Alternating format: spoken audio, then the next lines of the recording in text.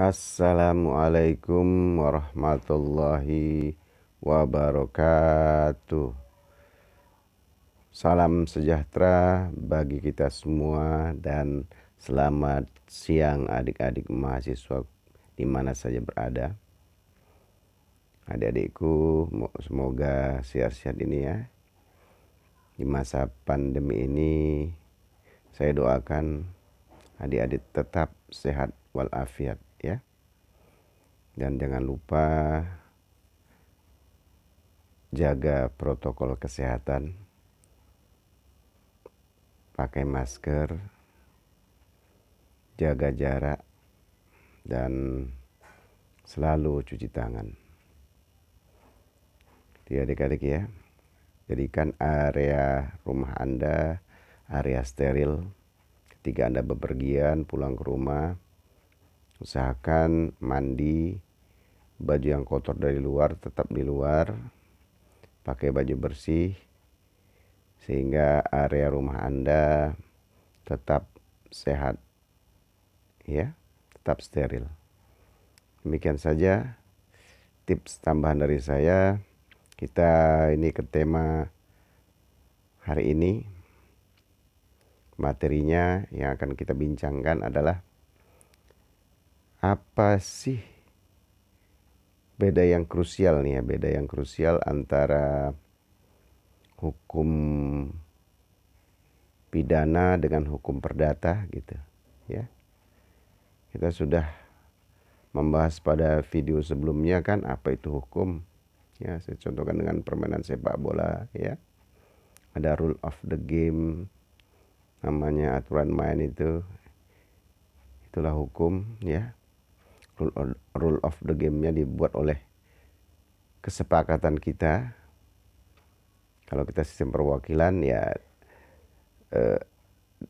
anggota dewan, presiden membuat, bisa juga mengusulkan kepada DPR gitu, atau membahas secara bersama-sama gitu ya, tergantung pilihan kita bernegara gitu ya. Ya adik-adik, jadi itulah dia hukum. Kita udah bicara masalah hukum kan. Sekarang varian hukum itu kan, varian hukum ya, variasinya kan ada pidana, perdata, hukum tata negara, hukum administrasi negara gitu. Itu variannya seperti baju ya, sama-sama baju tapi satu kok namanya kemeja, satu kok namanya kaos oblong gitu ya, atau kaos gitu. Apa sih yang mendasari perbedaan nama itu? Ya kan gitu. Ya mungkin dari segi bahannya, dari segi desainnya ya, beda dia bentuknya ya kan, sehingga namanya beda gitu. Padahal secara umum sama-sama baju itu kan gitu. Demikian juga hukum gitu. Di varian itu ada perbedaan, walaupun sama-sama hukum dia. Tapi stressingnya, artinya penekanannya, penekanannya dan kegunaannya gitu. Ya fungsinya gitu ya, beda-beda dia gitu. Walaupun semua hukum itu saya katakan tadi nggak bisa parsial kita pisah-pisah gitu di dalam kehidupan nyata kita gitu. Ketika kita hidup di dunia nyata ini, ya hukum itu merupakan satu kesatuan. Di dalamnya ada hukum pidana, perdata, hukum tata negara, administrasi negara, hukum perburuhan gitu, dan seterusnya gitu ya. Nah, cuman di dalam teori atau di dalam mempelajarinya kita pisah-pisahkan supaya gampang kita memahaminya. Jadi tema kali ini apa sih gitu, beda hukum pidana dengan hukum perdata. Kita ambil yang poin-poin yang krusial saja gitu ya. Jadi kalau hukum pidana itu adik-adik, stressingnya itu dia apa namanya nih, hukum yang mengatur dan bersanksi, sanksinya itu tegas gitu ya, sanksinya tegas. Kemudian negara ikut berperan di dalamnya gitu ya, negara ikut berperan di dalamnya. untuk menegakkan itu. Kita nggak bicara masalah delik aduannya lah gitu ya. Nah, ini nanti ada varian-varian lagi di dalam hukum pidana itu. Tapi kita secara umum dulu supaya kita dapat esensi beda hukum pidana dan perdata itu gitu ya. Kita nggak membahas variannya lagi ya gitu ya. Yang harus diadukan dulu ya gitu dan seterusnya gitu ya. Kita ambil yang apa namanya, yang nampak jelas bedanya dulu, yang umum dulu gitu ya, pidana umumnya gitu. Nah, jadi di situ, jadi hukum pidana itu merupakan hukum yang mengatur berbagai perbuatan. Di sini ada dibuatnya, yang dilanggar, ya, ada sanksinya yang tegas. Jadi saya ulangi ya, hukum pidana itu merupakan kumpulan hukum yang mengatur berbagai perbuatan. Ya.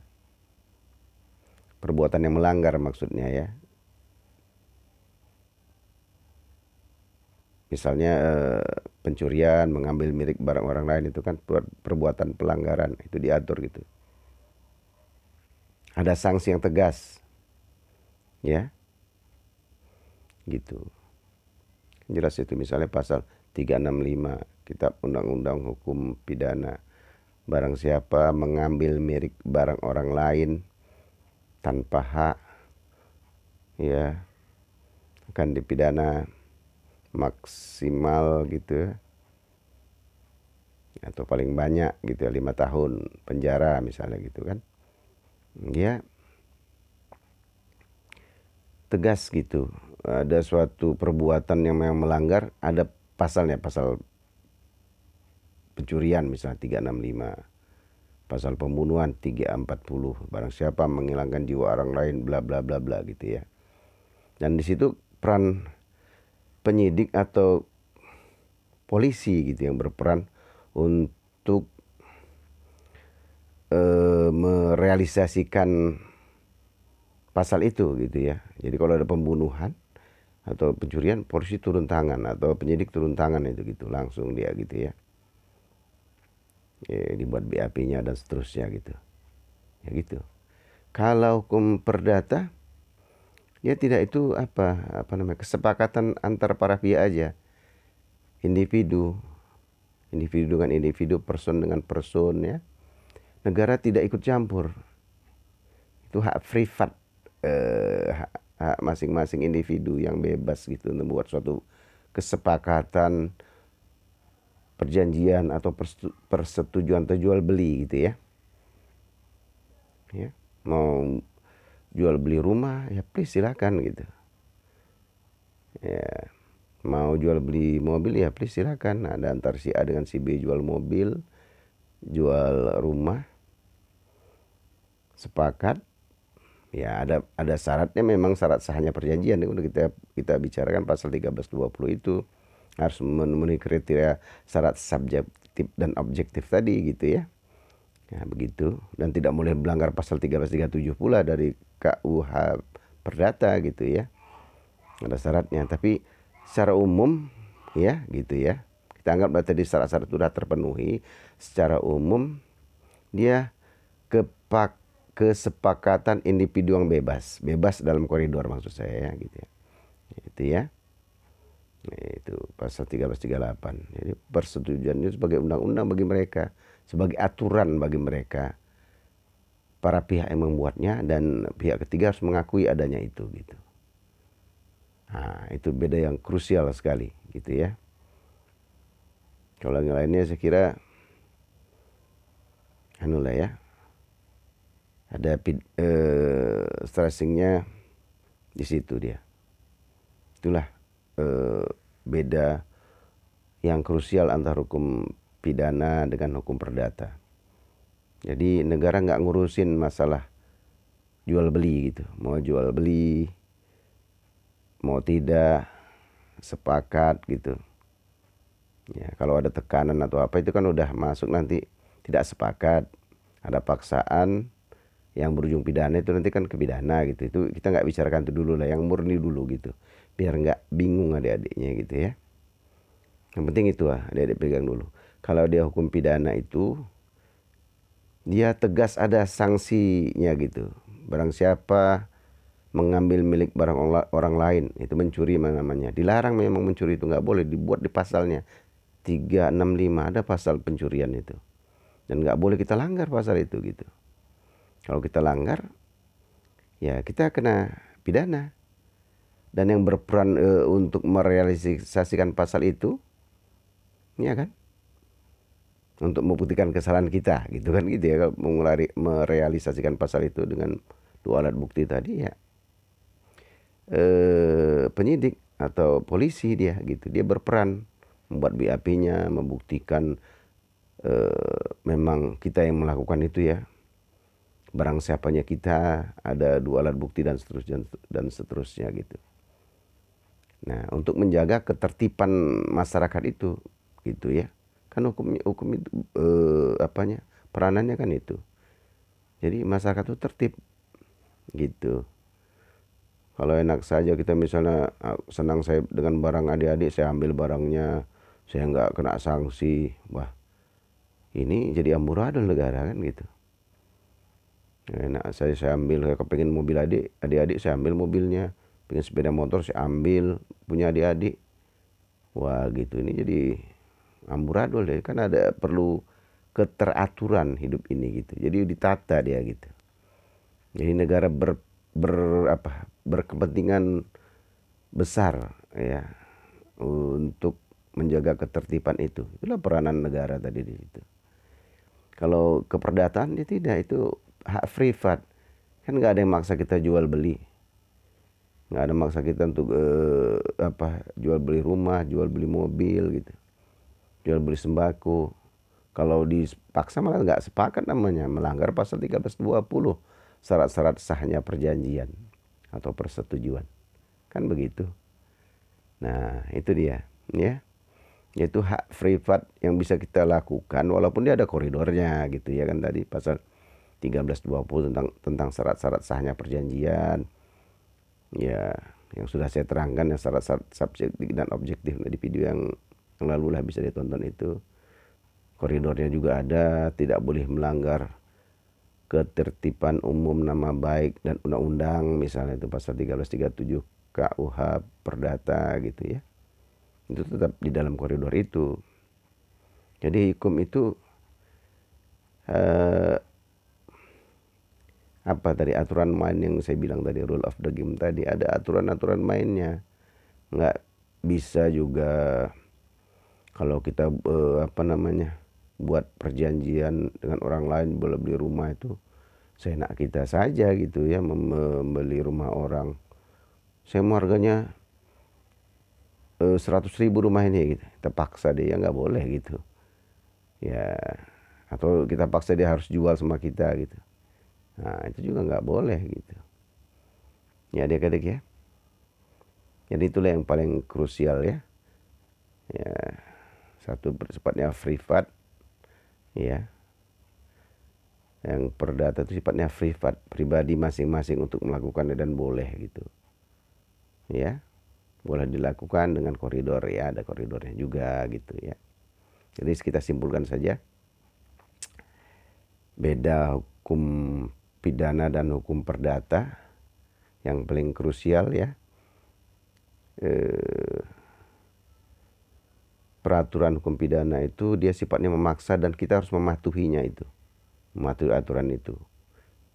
Dilarang mencuri ya kita nggak boleh mencuri gitu kan, dipaksa kita untuk taat untuk tidak boleh mencuri kan. Ada sanksi yang tegas di situ ya, ada ancaman hukumannya gitu. Misalnya tentang pencurian pasal 365 tadi itu jelas kita diancam hukuman pidana di situ 5 tahun penjara gitu. Kalau di perdata ajas kebebasan berjual beli gitu, ajas kebebasan membuat suatu persetujuan atau perjanjian, kita bebas untuk melakukan perdagangan, jual beli, apakah itu mobil, sepeda motor, atau rumah, ya. Cuman koridornya kan ada tadi, kan nggak boleh lah pula barang yang dilarang oleh undang-undang, misalnya narkoba, sabu-sabu itu ya nggak boleh gitu kan, ada pasal 1337-nya ngomong, ya. Yang barang-barang seperti itu nggak boleh, yang melanggar undang-undang, ketertiban umum dan nama baik itu juga nggak boleh, kan gitu. Ada syarat-syaratnya, sahnya perjanjian, pasal 1320 itu harus kita taati gitu. Jadi bebas yang terkendali gitu di hukum perdatanya gitu ya. Kita bebas melakukan suatu perbuatan, jual beli, ya, apa jual beli apa ya, yang ada, tapi terkendali dia dalam aturan undang-undang yang tidak dilarang undang-undang, tidak melanggar ketertiban umum dan nama baik itu, ya koridornya ada. Nah, silakan, please, kalau nggak melanggar itu silakan gitu. Ya, adik-adik ya. Dan jangan lupa juga syarat sahnya perjanjian tadi, yaitu kalau dia tidak cakap ya harusnya ya ada kuratornya lah gitu ya, yang mewakili dia untuk jual beli gitu, atau begitu. Kalau nggak sah perjanjiannya nanti. Itu saja adik-adik ya, mudah-mudahan dapat dipahami. Intinya itu tadi, yang satu bersifat memaksa dan negara ikut berperan di dalamnya, itu hukum pidana, harus wajib kita taati. Tidak boleh mencuri, ya kita tidak boleh mencuri gitu. Negara memaksa kita untuk taat, untuk tidak boleh mencuri, itu hukum pidana.